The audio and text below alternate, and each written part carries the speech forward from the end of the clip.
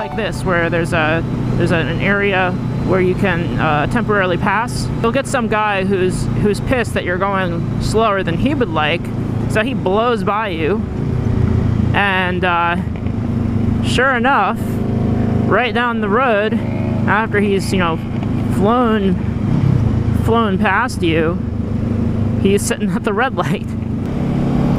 It's sort of like the grade school tortoise and the hare, really. And this is something that truck drivers actually understand.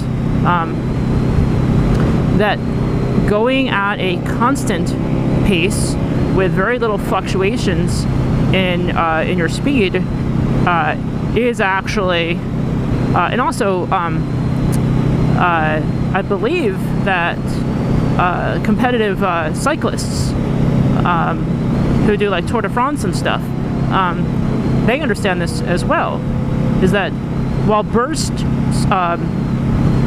speed is certainly important, particularly like say you're on the last leg, right? What's more important is your ability to maintain the same level of effort or energy continuously for long stretches of time.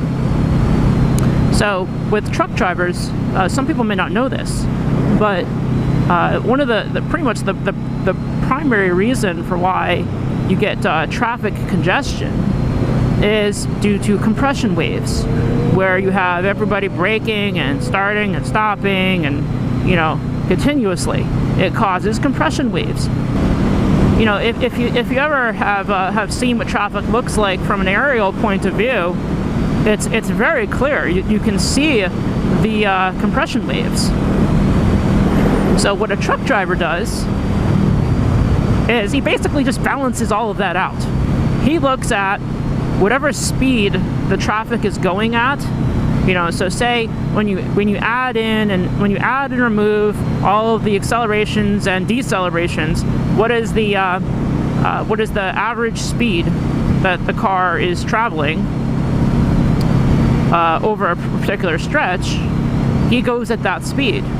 So he just drops in low gear and just goes at, like, you know, 2 miles an hour and stays at that speed. And what you'll see is he doesn't have to shift, upshift, downshift, blah, blah, blah. He just sits there cruising along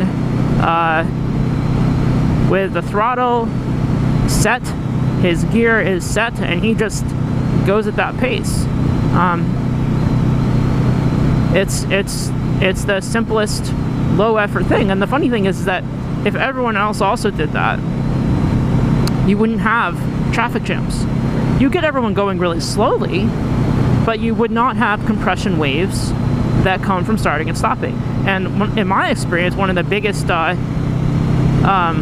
factors in causing those terrible compression waves is toll booths.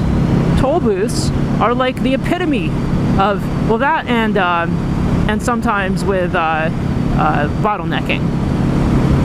But toll booths are, like, in my opinion, pretty much like the biggest culprit for causing that type of traffic congestion, because it's the prime example of, like, you know, terrible starting and stopping and starting and stopping and lining up and moving into this lane because it's going faster and blah blah blah.